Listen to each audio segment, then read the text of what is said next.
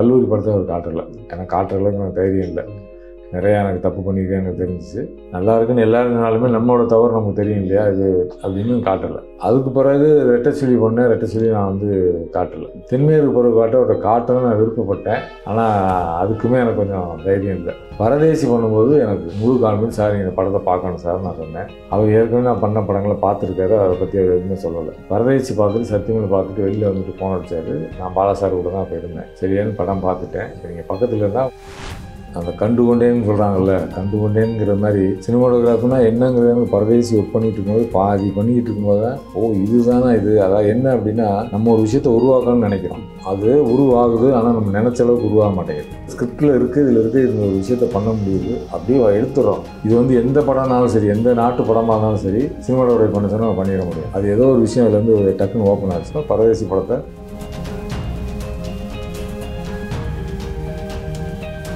பெரியசாருக்கு முன்னால் பெரியசாருக்கு பின்னால் அப்படின்னா அவர் நிறைய எக்ஸ்பெரிமெண்ட் பண்ணி பார்த்துருக்காரு. எல்லாமே உலகத்தில் எல்லாமே பண்ண விஷயங்கள் தான். அதை தமிழ் சினிமாவுக்குள்ளே அதை அவர் அடாப்ட் பண்ணி விஷுவலாக ஒரு கதை சொல்கிறது இருக்குல்ல. இப்போ அவர் மணிரத்னம் சார் அவங்க எல்லாம் சேர்ந்து பண்ணுறாங்கன்னா, அதுக்கு முன்னாடி ஒரு இதயம் ஒரு கோயில் அவர் தான். நீங்கள் பேரை பார்த்தீங்கன்னா இவர் பண்ண படமானே நமக்கு டவுட்டாக இருக்கும். அப்புறம் அதுக்கு பிறகு அப்படியே மௌனராகன்னு வருது, நாயகன் வருது, அக்கநசம் வருது. விஷுவலாக வேற ஒரு இடத்துக்கு அது போகுது அப்படின்னா, இவர் விஷுவலாக அதை ஒரு விஷயத்தை வந்து கன்வே பண்ணி அதை வந்து கன்வெர்ட் பண்ணி வேற ஒரு விஷயத்துக்கு அவர் கொண்டு வர்றாரு. ஸோ பாலுமேந்திரா மாதிரி அடுத்தது உங்கள் மேலே ரொம்ப பெரிய தாக்கம் செலுத்தினவர் பி.சி. ஸ்ரீராம் வந்து குருநாதர் கூட வந்து. எனக்கு தெரிஞ்சு வந்து நான் உங்களை ஆரம்ப காலத்தில் பார்த்த காலங்களில் வந்து நீங்கள் நிறைய பேட்டியிலே சொல்லியிருப்பீங்கன்னு நினைக்கிறேன். ஒரு கொஞ்சம் சங்கோச்சம் இருப்பீங்க, அதிகம் பேச மாட்டீங்க வந்து. ஸோ அந்த கேரக்டரை மாற்றினது பி.சி. ஸ்ரீராம் அப்படிங்கிற மாதிரி கேள்விப்பட்டிருக்கேன் வந்து. அது எந்த வகையிலன்னு சொல்ல முடியுமா? சார்ட்ட சேரும்போது ஒரு 1 இயர் நான் வந்து அதுக்கான திரும்ப முயற்சி பண்ணி நான் சேரும்போது நமக்கு தெரியும், ஊரில் இருந்து நம்ம வந்தோம் அப்படின்னா முதல் அதிர்ச்சி நமக்குன்னா சென்னைக்கு வந்த உடனே இங்கே பேசுகிற ஆங்கிலம் தான். எனக்கு என்ன தமிழ்நாட்டிலே இருக்காங்க, ஏன்டா எல்லோரும் இங்கிலீஷ் பேசுகிறாங்கன்னு எனக்கு தோணுச்சு ஃபஸ்ட்டு. எவனை பார்த்தாலும் இங்கிலீஷ் பேசுகிறேன், அது தமிழில் எதுவுமே பேசுகிறது இல்லை, சாதாரண விஷயம் கூட. அது நான் ஒர்க் பண்ணது வந்து ஒரு அட்வர்டைஸிங் ஏஜென்சி, சாரோட ஜேஎஸ் ஃபிலிம்ஸ், அங்கே தான் நான் ஒர்க் பண்ணுறேன். ஒர்க் பண்ணும்போது எல்லாருமே இங்கிலீஷ் தான் பேசுகிறாங்க. எனக்கு பேசுகிறது புரியுது, ஆனால் திருப்பி பேசுகிறதுக்கு கூச்சமாக இருக்குது. இதனால இங்கே கீழே ஒரு லைப்ரரி மாரி ஒரு ரூம் இருக்கும். அவர் வந்து செல்லியன் எத்தனை மணிக்கு வர்றாரு எனக்கு சொல்லுங்கள். நான் கரெக்டாக 10 மணிக்கு திறக்கானா 10 மணிக்கு போய் உள்ளுக்கு லைப்ரரிக்குள்ளே ஒளிஞ்சிருந்தேன் சொல்லணும். ஆனால் இங்கே இருக்க எல்லா புக்கையும் நான் படிச்சுக்கிட்டே இருக்கேன். கரெக்டாக சாப்பிடும்போது கண்ணாடி கதவை டக்குன்னு பாலாஜின்னு ஒரு பையன் தட்டினோன்னு வெளில வந்து சாப்பிட்டுட்டு யாராவது ஏதாவது கேட்டுற போகிறாங்களே நினைச்சு டவுக்குன்னு திரும்ப உள்ளே போய் உட்காந்துக்கிறேன். ஒரு இடத்துல மேனேஜர் பத்ரின்னு ஒருத்தர் இருந்தார். அவர் வந்து சாருக்கு ஃபோன் பண்ணி, சார் ஒரு ஷூட்டிங் கூட்டி போயிருங்க, இதுக்கு மேலே படிக்கிறதுக்கு புத்தகங்கள் எல்லா புத்தகத்தையும் படிச்சுட்டாரு அப்படின்னு அவர் சொன்னார். அப்போ வந்து சார் வந்து என்னை கூப்பிட்டு எல்லாரையும் ஐசன்ஸ் எல்லாரையும் கூப்பிட்டு இங்கே வாங்க, அவர் பேசுகிறது அவங்களுக்கு தெரியும் அந்த ஸ்டைலு. செலியன் ஃப்ரம் ரஷ்யா, அவருக்கு வந்து இங்கிலீஷை தவிர எதுவுமே தெரியாது, எல்லாரோட இங்கிலீஷில் பேசுங்கன்னு சொல்லிட்டாரு. அவ்வளோதான் கேட்க வாங்க, அவங்களுக்கு தெரியும் நான் யாரும் தெரியும். அதுக்கு பிறகு அது ஒரு பெரிய கொஞ்ச நாள் ஓடிச்சுன்னு வச்சுக்கோங்களேன். ஸோ இது வந்து நம்ம தயக்கத்தை வந்து உடைக்கணும் அப்படிங்கிறதுக்காக செஞ்ச ஒரு விஷயம். அப்புறம் ஏற்கனவே இந்த லைட்ஸ் ஆன் பற்றி நான் சொல்லியிருக்கேன். முகவரி படத்தில் செட்டில் வந்து அப்போ வந்து ஒரு சாங் ஷூட் பண்ணிட்டுருக்கோம். முகவரி படத்தோட ஹீரோயின் எல்லாருமே இருக்காங்க. அப்போ லைட்டு நீங்கள் பார்த்தீங்கன்னா 2kV லைட்ஸ் தான் போடுவோம். கிட்டத்தட்ட ஒரு 150-200 லைட் இருக்கும். பயங்கர ஹீட்டாக இருக்கும். இப்போ இருக்க மாதிரி கூல் லைட்ஸ் இல்லை, அது வார்ம் லைட்ஸ் எல்லாமே. ஒவ்வொரு ஷாட்டு முடிஞ்சோன்னா லைட்ஸ் ஆஃப் லைட்ஸ் ஆன் சொல்லணும், லைட்ஸ் ஆஃப் சொல்லணும். ஷார்ட் ரெடியான பிறகு செட் லைட் ஒன்று எரியும். செட் லைட் எல்லாம் ப்ரிப்பேர் ஆனதுக்கு பிறகு லைட்ஸ் ஆன் சொல்லணும். இதுதான் விஷயம். இப்போ நான் வந்து வேலை பார்த்துக்கிட்டு இருக்கேன், கூட்டம் வந்துச்சுன்னா அப்படியே ஒதுங்கிக்கிட்டே வேலை பார்க்குறதுக்குல ஊர் பக்கம்லாம் அப்படியே கொஞ்சம் அதை கண்டுபிடிச்சிட்டாரு. சரி நீங்கள் வாங்கன்னாரு சார்னு. இப்போ இந்த லைட்ஸ் ஆன் லைட்ஸ் ஆஃப் நீங்கள் தான் சொல்லணும் போங்கன்னார். ஏதோ சிக்கிட்டோம்னு நினச்சிக்கலாம்.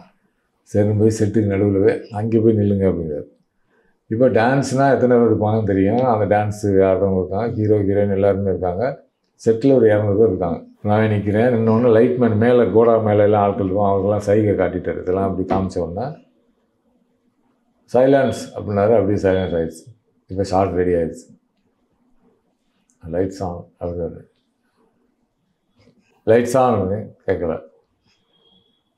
10 லட்சம் லைட்ஸ் ஆன் பார்க்குறேன். லைட்ஸ் ஆன் ஒரு கட்டத்தில் அடி வயதுலேருந்து லைட்ஸ் ஆன் கற்றுன பாருங்க. அவர் கையை காமிக்கிறது அது அப்படியே ஒரு 200 லைட்டை பளிச்சுன்னு இருந்துச்சு. இப்போவும் அது புல்லரிக்கிறது. அன்றைக்கே எனக்கு புல்லரிச்சு, இன்றைக்கி அதை சொல்லும்போது எனக்கு புல்லரிக்கிற தரம் தான் வச்சுங்களேன். அப்போ லைட்ஸ் ஆனுங்கிறது லைஃப்பில் ஒரு லைட் ஆன் பண்ணக்கூடிய ஒரு விஷயம் இருக்குல்ல, அது வந்து அப்போ எனக்கு சொன்னார், சினிமாவில் நீங்கள் வந்து எவ்வளோ நீங்கள் திறமைசாலியாக இருக்கீங்க, எவ்வளோ படிச்சிருக்கீங்க, எப்படி கேமரா பண்ணுவீங்க, அதெல்லாம் அப்புறம். உங்களுக்கான ஒரு தலைமை பண்பு இல்லை அப்படின்னா, என்ன வேணுங்கிறது நீங்கள் கேட்கலைன்னா நடக்காது. அப்போ நீங்கள் வாயை திறந்து பேசணும் அப்படின்னாரு. ஸோ இந்த மாதிரி தொடர்ந்து நம்மளை ஃபோர்ஸ் பண்ணி அதாவது அவர் என்னென்னா, ஒரு ஒரு கட்டாயத்தை உங்களுக்கு கொடுத்து, ஒரு நெருக்கடியை உங்களுக்கு கொடுத்து, அது மூலம் உங்களை கற்றுக்கிற வைக்கிறது இருக்குல்ல. ஃபஸ்ட்டு டே ஷூட்டிங், நான் முகவரியில் ஃபஸ்ட் டே ஷூட்டிங் போகிறோம். அதுக்கு முன்னாடி 6 மாதம் நான் ஜேஎஸ் ஃபிலிம்ஸில் நான் ஒர்க் பண்ணிட்டேன். இப்போ போகும்போது சொல்கிறாரு, பிரேக்கில் கூப்பிட்டு செல்லியன், அதில் மேலே போய் ஷார்ட் வச்சுட்டு என்னை கூப்பிடுங்கிறாரு. முதல் நாள் தான் சேர்ந்துருக்கோம். எனக்கு வந்து சினிமா நான் எப்படி நினச்சிட்டு வந்தேன் அப்படின்னா, நம்ம போன ஃபஸ்ட்டு ஷூட்டிங் போனோடனே நம்ம கேமரா வழியாக பார்க்க போகிறோம், அது லென்ஸ் எல்லாம் மாட்ட போகிறோம், இப்படி பண்ண போகிறோம் அப்படின்னு. ஏய் தெர்மாக்கோல் தூக்கிட்டு வாங்குறதே எனக்கு குரலை கிடச்சி, ஓடு அங்கே ஓடு இங்கே ஓடு, அதை தூக்கிட்டு ஓடுறோம். இப்போ நம்ம நினச்ச வேறு மாதிரி இருக்கேன்னு நினச்சிக்கிட்டு இருக்கும்போது ஒரு பிரேக்கில் கூப்பிட்டு ஷார்ட் வைங்கன்னு, ஆஹா பரவாயில்லையே சார் நமக்கு ஷார்ட் வைக்க சொல்லிட்டாருன்னு நான் மேலே போகிறேன். சின்ன இந்த சைஸ் தான் ரூம் இருக்கும். அப்போ போகும்போது என்ன சொல்கிறாருன்னா, வாங்க ஃப்ரேமில் ஒரு 7-8 பேர் இருப்பாங்க, ஷார்ட் வச்சுட்டு என்னை கூப்பிடுங்கன்ட்டார்.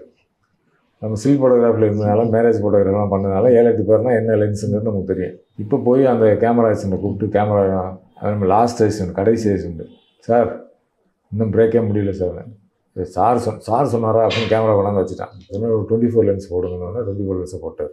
பார்த்தா இப்படி தான் இருக்குது, சின்ன ரூமு, 4 பேருக்கு தான் வரும், ஃபுல் ஃபிகர் வேணும்னு சொல்லிட்டாரு. நான் ஒரு 7 பேர் நிற்பாங்க, ஃபுல் ஃபிகர் வேணும். என்னடா பெரிய இதாக இருக்கேன்னு சொல்லிட்டு, வேறு என்ன லென்ஸ்னால் 24 தான் இருக்குது, அதுக்கு மேலே லென்ஸ் இல்லைன்ட்டேன். இந்த பக்கம் திரும்பி பார்த்தா ஒரு கதவு வந்து பூட்டியிருக்கு. இப்போ இங்கே இருக்குன்னு வச்சுங்களேன், இந்த பக்கம் கதவு பூட்டியிருக்கு. கதவுக்கு உள்ளே போச்சுன்னா நீங்கள் சொல்கிறது கவர் ஆகிறதுக்கு வாய்ப்பு இருக்குது. அப்போ கதவு பூட்டியிருக்குன்னு கதவை திறந்தால் திறக்க மாட்டேங்குது. அப்போ சொன்னால் ஷூட்டிங் ஹவுஸில் தான் எடுக்கிறோம். அப்போ ஷூட்டிங் ஹவுஸுக்கு ஒரு மேனேஜர் ஒருத்தர் இருப்பார், அவர்கிட்ட போய் சொல்லுங்கள் சார்னு. அவர்கிட்ட போய், சார் இந்த மாதிரி கதவை திறக்கும். ஐயோ அது ஹவுஸ்னு ஒரு பொருட்கள்லாம் இருக்குது, அதெல்லாம் திறக்கக்கூடாதுங்க. ஐயோ சாமி என்னை ஆளை விட்டுறாதே, திறந்து கூடியா, எனக்கு ஒரு போட்டு கெஞ்சி கூத்தாடி, இப்போ என்னங்க வேணும் உங்களுக்கு, ஒன்று நான் உள்ளேலாம் போகல, கேமரா வச்சு நான் பார்க்கணும் அவ்வளோதான். அதாவது கதவை திறந்தாரு. இப்போ நான் கேமரா வச்சு நான் பார்க்குறேன், பார்த்தா கவர் ஆகிடுச்சு, பிரேக்கு முடிஞ்சிச்சு. பிரேக்கு முடிஞ்சோம் நான் நினச்சிக்க நம்ம வச்ச ஷார்ட்டை வந்து சார் எடுத்துகிட்டு வரணும். அவரை பொருட்படுத்தவே இல்லை, அந்த ஷார்ட்டு படத்துலையும் இல்லை. நம்மளை ஏதோ ஒரு மோட்டிவேட் பண்ணுறதுக்காக பண்ணியிருக்காருன்னு வச்சுங்களேன். வந்தவொடனே முதல்ல ஒரு தட்டு, அவ்வளோதான். அவர் பாட்டுக்கு அடுத்த ஷாட்டுக்கு போய்ட்டேன். அப்போ எனக்கு என்ன தோணுச்சுன்னா, ஒரு மாஸ்டர் செய்கிறது ஒரு கதவை, உங்களுக்குள்ளே இருக்க ஒரு கதவை திறந்து விட்டுறதாங்கிற இருக்குல்ல, அப்படி தான் நான் புரிஞ்சுக்கிட்டேன். இந்த மாதிரி ஒவ்வொரு கட்டத்துலேயும் ஒரு நெருக்கடியை நம்ம கொடுத்து அந்த காரணத்தை நோக்கி நம்ம தள்ளி நீ கற்றுக்க அப்படின்னு வைக்கிறது இல்லை, அது அவர் செஞ்ச முக்கியமான வேலை. பின்னாடி நீங்கள் சினிமாட்டோகிராஃபி பண்ண படங்கள் அவர் பார்த்துட்டு என்ன சொன்னார்? ஆக்சுவலாக என்னென்னா, நான் வந்து கல்லூரி படத்தை அவர் காட்டலை. எனக்கு காட்டுற அளவுக்கு எனக்கு தைரியம் இல்லை. நிறையா எனக்கு தப்பு பண்ணியிருக்கேன் எனக்கு தெரிஞ்சிச்சு. நல்லா இருக்குன்னு எல்லாருனாலுமே நம்மளோட தவறு நமக்கு தெரியும் இல்லையா, இது அப்படின்னு காட்டலை. அதுக்கு பிறகு ரெட்டை சொல்லி நான் வந்து காட்டலை. தென்மேற்கு பிறகு அவரை காட்டணும்னு நான் விருப்பப்பட்டேன். ஆனால் அதுக்குமே எனக்கு கொஞ்சம் தைரியம் இல்லை.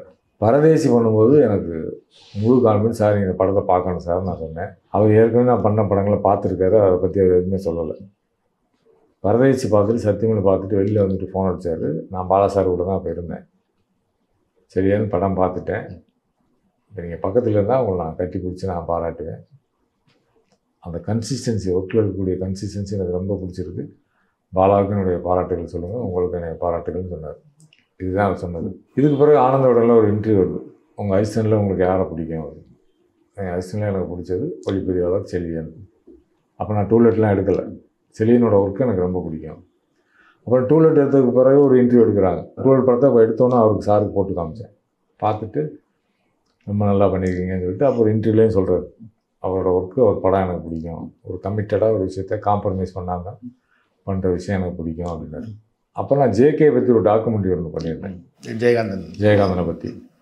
அந்த டாக்குமெண்ட்ரியில் வந்து ஃபஸ்ட்டு ஷாட் ஒன்று வரும். இது வந்து ரவி சுப்ரமணியம் வந்து சாருக்கு போட்டு காட்டும்போது அவர் கேட்டுக்காரு, அந்த ஃபஸ்ட்டு ஷாட் வந்து நீங்கள் சொன்னீங்களா இல்லை அவர் எடுத்தாரா அப்படின்னு கேட்டிருக்காரு. நான் எதுவுமே சொல்லலை சார், காரில் உட்காந்து முன்னாடி உட்காந்து அவரை தான் எடுத்துகிட்டு வந்தார், அதுக்கு தான் கேட்டேன், அவர் இந்த வேலையை செய்வாருன்னு எனக்கு தெரியும், ரொம்ப நல்லாயிருக்கு அப்படின்னா இவர் உடனே ஆர்வத்தில், சார் நான் பாராட்டினேன்னு அவர்கிட்ட சொல்லிடாதீங்க. அதுவும் ஒரு மாஸ்டரோட குவாலிட்டி தானே. நீங்கள் வந்து அவரே நம்ம பாராட்டிட்டாருங்கும்போது நம்ம ஏதோ பெரிய ஆள் நம்ம நினச்சிக்கிறோங்கிறதுக்காக பாராட்டும் இருக்கும், விமர்சனமும் இருக்கும். அப்புறம் நம்ம வந்து ஒரு எப்போவுமே நீ கற்றுக்க அப்படின்னு ஒரு இடத்துல வைக்கிறது இருக்குல்ல, அது எனக்கு முக்கியமான விஷயம். பரதேசிக்கு முன்னாடி உள்ள படங்களை அவருக்கு போட்ட காட்டுறதுக்கு ஒரு தயக்கமாக இருந்தது அப்படின்னு சொல்லி என்ன காரணத்தினால அது தயக்கம் இருந்தது? அது ஏன் அந்த படத்தை நான் காட்டலை அப்படின்னா, அதுக்கு முன்னாடி வந்து ஒரு மெச்சூரிட்டிங்கிறது இருக்குல்ல. நம்ம மூமெண்ட்டில் ஏதாவது தப்பு பண்ணியிருக்கோம், இல்லை லென்சிங்கில் தப்பு பண்ணியிருக்கோம், லைட்டிங்கில் ஏதாவது தப்பு பண்ணியிருக்கோம், ஐயோ பார்த்தா ஒரு மாதிரி நினைப்பாரு அப்படின்னு முழு கான்ஃபிடென்ட் வந்து எனக்கு பரதேசிக்கு முன்னாடி பண்ண படங்களில் எனக்கு வரல. பரதேசி படம் வந்து சார் என்னோடய ஒர்க்கு நீங்கள் பாருங்கள் சார்னு சொல்கிற அளவுக்கு பரதேசி தான் தைரியம் வந்துச்சு.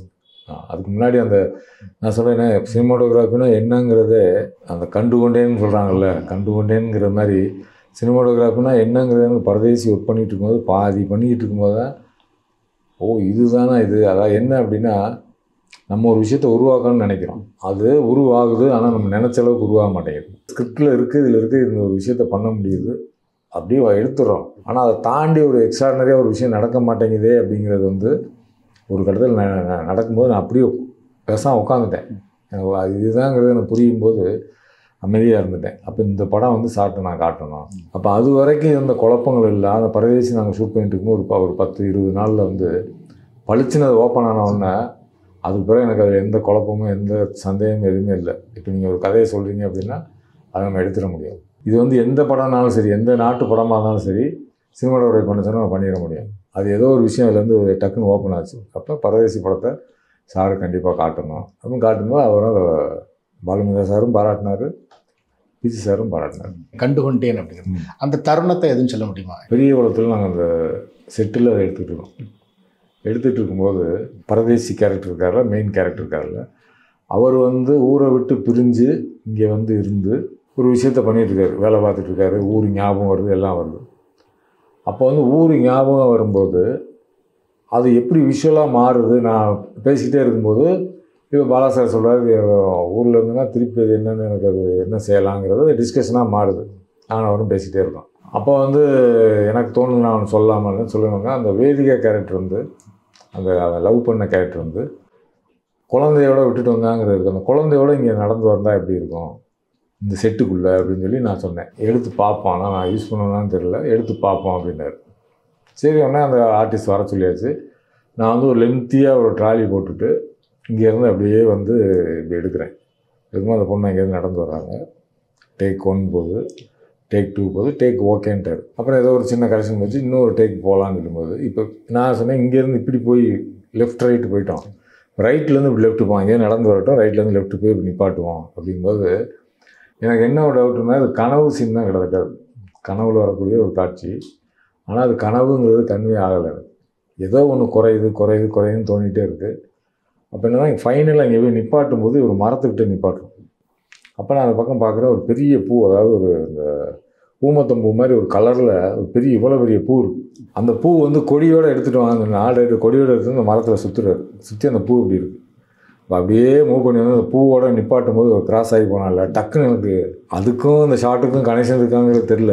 ஆனால் ஒரு விஷுவலாக ஒரு விஷயத்தை கன்வே பண்ணுறதுங்கிறது எனக்கு சொல்லும் போதே ஒரு மாதிரியாக தான் இருக்குது. அது பூவை பார்த்து அந்த பூவோடு அந்த பொண்ணு நடந்து வர்றாங்கிற கனெக்ட் ஆகும்போது டக்குன்னு எனக்கு அது ஓப்பன் ஆகிடுச்சுன்னு தெரிஞ்சு. விஷுவலாக ஏதோ ஒன்று கனெக்ட் ஆகும்போது இப்போ உங்களுக்கு தொடுறாருன்னு நீங்கள் ஃபீல் பண்ணுறது இருக்குல்ல, அப்போ வந்து என்னை ஏதோ ஒன்று தொடுதுங்கிற ஒரு ஃபீலிங் அந்த இடத்துல வந்துச்சு. அதுக்கு பிறகு ஒரு சினிமாட்டோகிராஃபிங்கிறது இவ்வளோ ரகசியங்கள், இவ்வளோ ஃபோல்டு உள்ளே இருக்குது, அது ஒன்று நம்ம பார்க்கணுங்கும்போது அந்த ஷாட்டு படத்தில் இல்லை.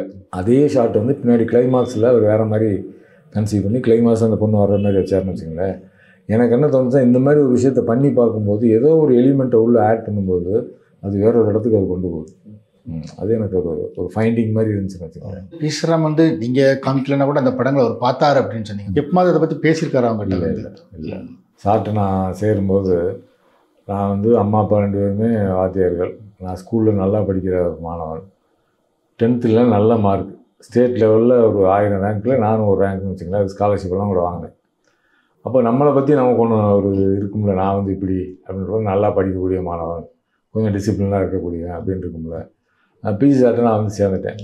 முட்டாள் அப்படின்னு சொன்னார்ல, எனக்கு அப்படி இமேஜ் படப்படன்னு ஒதுங்கிருச்சு. முதல் முறையாக உலகத்தில் என்னை வந்து ஒரு முட்டாள்னு ஒருத்தர் சொல்கிறாருங்கிறது இருக்குல்ல, என்னால் தாங்கிக்கவே முடியல. ஒன்று இன்னொன்று, நான் அந்த வேலையை தப்பாகவும் நான் செஞ்சேன். நான் அந்த இடத்துல நான் முட்டாளாக தான் நான் இருந்தேன். அப்போ நம்ம முட்டாள் தானேன்னு எனக்கு தோணும்போது, இன்றைக்கி நான் ஒரு விஷயம் எனக்கு தெரியல அப்படின்னா அந்த முட்டாள் எனக்கு அது முட்டாள். இந்த ஸ்க்ரீன் பிளே பற்றி எனக்கு முட்டாள், ஒரு ஷார்ட் எடுக்க தெரியல முட்டாள், ஒரு கதையை சூஸ் பண்ணதுலாம் முட்டாள். அந்த முட்டாள் வந்து தோணுங்க, ஆஹா நம்ம சுதாரிச்சுக்க முதுகில் தட்டுற மாதிரி இருக்கும்.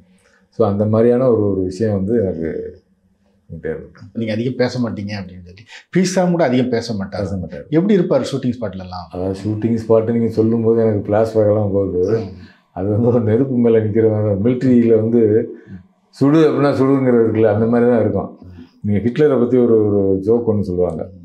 அது ஜோக்கு தான், அது உண்மை இல்லை. 14வது மாடியில் சோல்ஜர்ஸ் எல்லாம் நிற்கிறாங்க. இன்னொன்று ஹிட்லர் வந்து குதிச்சிடுறாங்க. அப்புறம் காப்பாற்றினாங்கன்னு வச்சுங்களேன். காப்பாற்றும்போது அவன்கிட்ட கேட்குறாங்க, ஏங்க 14வது மாடியிலேருந்து ஒருத்தர் குதின்னு சொல்கிறாரு, ஏன்னா நீங்கள் குதிக்கிறீங்க உயிர் போயின்னு. இல்லை அவர்கிட்ட வேலை பார்க்குறதுக்கு குதிச்சிடலாம் அப்படின்னு அந்த சொன்னதாக ஒரு ஜோக் இருக்குது. இது வந்து இப்போ ஜோக்கை விட்டுருங்க, அவர் சொன்னதை செய்யணுங்கிற ஒரு கமிட்மெண்ட் இருக்குல்ல, அந்த மாதிரி தான் நாங்கள் பிசி சார்ட்ட ஒர்க் பண்ணும்போது இதை செய்ய அப்படின்னா நாங்கள் செஞ்சுருவோம். அதில் வந்து அது மாற்றமே கிடையாது. முடியாது சார், அப்படி இருக்குது இப்படி இருக்குது அப்படிலாம் கிடையவே கிடையாது. இப்போ நாங்கள் அலைபாய்வே அப்போவும் நான் 5வது அசிஸ்டன்ட் தான். அலைபாய்வேல நான் ஒர்க் பண்ணுறோம். நைட் ஷூட்டு நுங்கம்பாக்கத்தில் வந்து 2 ரயில்வே ட்ராக் இருக்குல்ல, 2 ரயில்வே ட்ராக்கு நடுவில் வந்து லைட்டு போட்டு கீழே வந்து ஆர்டிஸ்ட் வந்து பைக்கில் வந்து அவர் மாதவன்னு இன்னொருத்தரும் விசாரிக்க பொண்ணை தேடுவாங்க சாலினியை. அப்போ கீழே வந்து நிற்கிற மாதிரி ஒரு ஷாட்டு. இப்போ மேலே 2 ரயில்வே தண்டவாளத்துக்கும் இடையில ஸ்கிம்மர் கிளாத்துக்குள்ள ஒயிட் கிளாத்து அதை கட்டியிருக்கோம். அவர் சொன்னது வேறு ஏதாவது சொல்லியிருக்காரு, இவங்க தப்பாக புரிஞ்சுக்கிட்டு அதை கட்டுங்கனாங்க, கட்டிட்டோம். லாஸ்ட் ட்ரெயின் வந்து 11:30 12 போகுது, ஒரு எலக்ட்ரிக் ட்ரெயின். அது போனவுடனே அது பிச்சுக்கிட்டு காற்றுல பறக்குது இந்த ஸ்கிம்மர். அப்படியே பயந்து போய் நிற்கிற முட்டாள் அப்படின்னு ஒரு சத்தம் மட்டும் தான் கேட்குது. ஸோ ஒரு விஷயத்தை நீங்கள் செய்ய அப்படின்னா நான் அதை செஞ்சுருவோம். சாரோட 5 வருஷம் இருந்தேன். இப்போ அவங்க ஒர்க் பண்ணும்போது சொல்லுவாங்க, ஏதாவது என்னை கூப்பிட்டு இப்படி சொல்லுவார். சொன்னோடனே நான் ஏதோ புரிஞ்சது மாதிரி வந்துடுவேன். வந்தோடனே அசிஸ்டன்ஸுக்கு அவன் புரிஞ்சிச்சாங்க, ஒன்றுமே புரியலைங்க, என்னங்க ஏதோ சார் ஏதோ சொல்கிறாருங்க, இன்னும் பாதி பயத்தில் பதட்டத்துலேயும் ஒன்றும் தெரியாது, அப்படி இப்படிம்பாரு. அங்கனுக்குள்ளே என்னன்னு கேட்க முடியாது. ஓகே சார்னு வந்துடுவான். வந்து அது புரியாது. அப்போ நான் சேர்ந்த புதுசில் அப்புறம் அவர் கேட்பேன், ஒன்றுமே புரியல, நான் 4 வருஷமாக இருக்கேன், எனக்கு ஒன்றும் புரியாது, சார் சொன்னார்னா அதை போய் செஞ்சுருவோம், தப்புனா திட்டுவார், தப்பு இல்லைன்னா ஓகேன்ட்டுவார், அவ்வளோதாங்க விஷயம் அப்படின்னு. ஸோ இதுதான் அந்த கம்யூனிகேஷனுங்கிறது வந்து பேச்சு மூலமாக நடக்காது. இப்போ நடந்துருக்கும் இப்படின்னாலும் அந்த லைட்டிங்கை திரும்புன்னு அர்த்தம், இப்படின்னாலும் அப்படி அந்த லைட்டை கட் பண்ணுன்னு அர்த்தம். ஒரு வேளை அவர் சொன்னதை நீங்கள் தப்பாக புரிஞ்சுக்கிட்டு அது தப்பு பண்ணிங்கன்னா திட்டு விழுகும். அப்போ அது தப்பு போல் அப்படின்னு நீங்கள் புரிஞ்சுக்கணும். அதாவது அந்த பேச்சு மூலமாக கம்யூனிகேட் இருக்குல்ல, அது மேலே இருக்காது. ஷூட்டிங் தாண்டி வந்து அசிஸ்டன்ஸுக்கு தெரியும் என்ன மாதிரி பேசிகிட்டு இருப்பார். ஷூட்டிங் முடிஞ்சிச்சுன்னு வச்சுங்களேன், அவர் குழந்தை தான். நீங்கள் ஒரு மாஸ்டர்னே உங்களுக்கு நீங்கள் சொல்ல முடியாது. ஒரு ஃப்ரெண்டை விட ரொம்ப கூலாக இருப்பார், மேலே கையை போட்டுட்டு பேசுகிறது. இப்போ என்னை வந்து என்னதான் சேர்ந்த புதுசில் என்னை வந்து ஒரு கடையை கூட்டி போகிறாரு, காரில் கூட்டி போகிறாரு. ஏன்னா காரில் வந்து நம்ம காரில் வந்து எனக்கு தெரிஞ்சு அப்படி காரில் நம்ம போனதே இல்லை ஊர்லேருந்து. அவர் கார் டிரைவர் சீட்டில் அவர் தான் இருக்கார். நான் என்ன செய்யறதுன்னு தெரியாமல் நிற்கிறேன். கண்ணாடி வச்சாலே நேருங்கிறாரு. நான் பின்னாடி கதை திறந்து பின்னாடி உட்காடுறேன். அது நமக்கு தெரியாது, பின்னாடி உட்காரக்கூடாது, முன்னாடி உட்காருங்கன்னா அவர் முன்னாடி வாங்க அப்படின்னாரு. முன்னாடி வந்து உட்காடுறேன். போகும்போது புத்தக கடைக்கு கூட்டி போயிட்டு ஒரு நோட் எடுக்கிறாரு, வச்சுக்கிறேங்க கொடுக்குறாரு. அப்புறம் ஒரு பேக் ஒன்று வாங்குறாரு, அப்படி கிராஸ் பேக் போடுவோம்ல, பசங்கள்லாம் அப்படி தான் வச்சுருக்காங்க, நீங்கள் ஒன்று வச்சுக்கிறீங்க. அவங்க வாங்கி இந்த நோட்டை கொடுக்குறாரு. இப்போ இதெல்லாம் எதுக்கு செய்கிறாரு? அப்போ ஷூட்டிங் ஸ்பாட்டுக்கு போனீங்கன்னா அது வேறு, அது வந்து ஒரு மிலிட்ரி மாஸ்டர். அதை விட்டு வெளில வந்துட்டிங்கன்னா, இவங்க தமிழ் வாத்தியார் நாங்கள் 8ஆம் கிளாஸ் படிக்கும்போது சீனிவாசன் ஒருத்தர் கிளாஸில் ஒரு கண்டா டெரராக இருக்கும். ஆனால் வீட்டுக்கு போகணும்னு வச்சுங்க, அவர் முதுகு மேலே யானை மாதிரி உட்காந்துலாம் விளையாடுவோம். அப்படியே யானை மாதிரி வரும், முதுகு மேலே உட்காந்துருப்போம். அதே மாதிரி தான் சார் வீட்டுக்கு போகணும்னு வச்சுங்களேன், அம்மா வந்து கேட்பாங்க, சாப்பிட்டீங்களா, இது சாப்பிடுங்கன்னா அவங்க டைனிங் டேபிளில் உட்காந்து சாப்பிடுவோம்.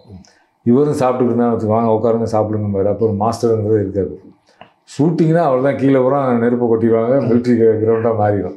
ஏன்னா டைனிங் டேபிளில் கூட உட்காந்தவராக இருக்க மாட்டார், அவர் இருக்க மாட்டார். அங்கே வந்து நீங்கள் அப்படின்னு நினச்சி நீங்கள் நெருங்குனீங்கன்னு வச்சுங்களேன், அதுக்கான பரிசு கிடைக்கும். அதனால் வந்து கொஞ்சம் விலகியே இருந்து அந்த மாஸ்டரை பார்க்கணும். அப்போ என்ன நடக்குதுங்கிறது வந்து வெளியிலேருந்து அவ்வளோ ஜாலியாக இருக்கும். இப்போ திடீர்னு வந்து என்னையெல்லாம் ஒரு நாள் வந்து உட்லண்ட் ஸ்டைவின் ஹோட்டல் இருக்குல்ல, உட்லண்ட் ஸ்டைவின் ஹோட்டலில் போய் தோசை கொடுங்க, நீங்கள் என்ன சாப்பிடுங்க, இல்லை சார் சாப்பிடுங்க, அதுக்கு தானே வந்திருக்கோம் அப்படின்னு ஏதாவது அவருக்கு ஆர்டர் பண்ணி எனக்கு சொல்லுவார். இப்போ ஒரு ஃப்ரெண்டு மாதிரி திடீர்னு ஒரு படம் பார்ப்போம், ஃபெஸ்டிவல் நடந்துகிட்ருக்கோம், வாங்க ஒரு ஃப்ரெண்ட்ஸ் படம் இருக்குது பார்ப்போம்னு கூட்டிகிட்டு போவார். போய் பார்ப்போம். திடீர்னு மாயாஜால வழியாக கிராஸ் ஆகும்போது வாங்க ஒரு படம், இது எல்லாமே நடக்கும். ஒரு தடவை என்னை வந்து ஏதோ ஒரு நான் ஷூட்டிங்கில் தப்பு பண்ணேன்னு சொல்லிட்டு, ஷூட்டிங் தப்பு பண்ணால் வெளில நிற்க சொல்லிடுவார். கெட் அவுட் ஃப்ரம் த செட்டும்பாரு. கெட்டவுட்னா வெளியில் இப்போ ஷூட்டிங் நடந்துகிட்டு இருக்கோம், வெளியில் நாங்கள் அப்படியே கையை கட்டி நின்றுகிட்டே இருக்கோம். அவ்வளோதான், முடிஞ்சு சீட்டு கிழிஞ்சுன்னு. வந்து அப்போ காரில் ஏற போகும்போது நாளைக்கு வீட்டுக்கு வாங்க அப்படின்ட்டு போயிடுவார். நான் ஒரு நாள் வீட்டுக்கு போகிறேன், இல்லை படுத்துருக்காரு, ஒரு 7 மணி இருக்கும். நான் போகிறேன், போர்வையை பற்றிட்டு செழியன் இவங்க எப்படி ரியாக்ட் பண்ணீங்க? முதல் நாள் அவளை ஷூட்டிங்லேருந்து விரட்டி விட்டோன்னு நீங்கள் ரியாக்ட் பண்ணீங்களா, இல்லை இப்போ அன்பாக பேசுகிறாங்க? இது மாதிரியான ஒரு குழந்தைத்தனமான ஒருத்தர் தான். தமிழ் சினிமாவில் பிசி ஸ்ரீராமோட இடம் ஏதோ அப்படிங்கிறத ஒரு மோசரபூர்வமாக என்னன்னு சொல்ல முடியும். ஒன்று கிபி மாதிரி பிசாருக்கு முன்னால் பிசாருக்கு பின்னால் அப்படின்னா அவர் நிறைய எக்ஸ்பெரிமெண்ட் பண்ணி பார்த்துருக்காரு. எல்லாமே உலகத்தில் எல்லாமே பண்ண விஷயங்கள் தான். அதை தமிழ் சினிமாவுக்குள்ளே அதை ஒரு அடாப்ட் பண்ணி விஷுவலாக ஒரு கதை சொல்கிறது இருக்குல்ல. அவர் மணிரத்னம் சார் அவங்க எல்லாம் சேர்ந்து பண்ணுறாங்கன்னா அதுக்கு முன்னாடி ஒரு இதயம் ஒரு கோயில் அவர் தான். நீங்கள் பேரை பார்த்தீங்கன்னா இவர் பண்ண படமானே நமக்கு டவுட்டாக இருக்கும். அப்புறம் அதுக்கப்புறம் அப்படியே மௌனராகன்னு வருது, நாயகன் வருது, அக்கநேசம் வருதுன்னா விஷுவலாக வேறு ஒரு இடத்துக்கு அது போகுது. அப்படின்னா இவர் விஷுவலாக அதை ஒரு விஷயத்தை கன்வே பண்ணி அதை கன்வெர்ட் பண்ணி வேறு ஒரு விஷயத்துக்கு அவர் கொண்டு வர்றாரு. அப்படி பார்க்கும்போது தமிழ் சினிமாவோட ஹிஸ்ட்ரி எடுத்து பார்த்தீங்கன்னா இப்போ இவர் வந்ததுக்கு பிறகு அந்த விஷுவல் லாங்குவேஜுங்கிற தன்மை இருக்குல்ல, அது மாறுது. ஆனால் சமகாலத்திலலாம் பாலுமந்திர சார் இருந்திருக்காரு, அசோக்குமார் இருந்திருக்காரு, சந்தோஷம் உள்ள வர்றாரு, எல்லாம் சேர்ந்து ஒரு விஷயம் நடந்தால் கூட இன்னொரு ஸ்பெஷலான ஒரு விஷயம் என்ன அப்படின்னா மற்றவங்களுக்கு இல்லாத சிறப்பு பிசி சாருக்கு என்ன இருக்குது அப்படின்னா இன்றைக்கி இண்டஸ்ட்ரியில் ஒரு 30-40 சினிமாட்டோகிராஃபர்ஸ் நம்பர் 1 சினிமாட்டோகிராஃபர்ஸ் இந்தியன்ஸ், அதாவது விரல் விட்டு எண்ணக்கூடிய ஒரு 20 சினிமாட்டோகிராஃபர்ஸ் இந்தியன் சினிமாவில் எடுத்திங்கன்னா அதில் 10 பேர் அவர் ரசிச்சு தான் இருப்பாங்க. ஒரு காலேஜ் கூட இந்த விஷயத்த பண்ணதில்லை. அப்போ இவ்வளோ ஒரு பெரிய ஒரு ஆசிரியராக பண்ணியிருக்காருங்கிறதுல அது ரொம்ப முக்கியமான மாற்றம்.